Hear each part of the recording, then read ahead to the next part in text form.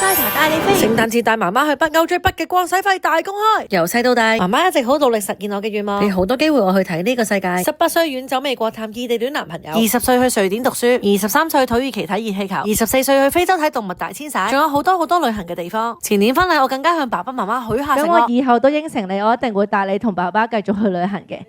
好啊，我俾錢。OK 就係因為呢句，上年年尾決定喺極忙 schedule 下，豪擲千金，聖誕節帶媽媽去北歐追北極光 ，Husky 雪橇體驗，芬蘭聖誕老人村，同聖誕老人見面影相拍片，芬蘭極地破冰船之旅，北冰洋冰海浮冰體驗，紫水晶礦洞採礦體驗，雪地捕捉巨大帝王蟹體驗，即場烹調即食巨大帝王蟹，參觀世界最北嘅啤酒工房，北極光遊船晚餐體驗，雪地摩托車體驗，6小時私人營地追逐北極光之旅，芬蘭、瑞典、挪威嘅住宿，市內觀光藝術館博物館入場費，仲有來回機票嘅費用，雖然使費加埋的確好貴，不過見到媽媽咁開心，覺得一切嘅付出都好值得。人生時間有限，好好把握機會，同最愛嘅人留低最好嘅回憶，唔好令自己留低遺憾。媽媽係我哋人生第一個朋友，最好嘅朋友，永遠嘅朋友。希望大家睇到呢度，會開始好好策劃同屋企人嘅下一趟旅程，喺大家最有限嘅生命入面，共同留低最美好嘅回憶。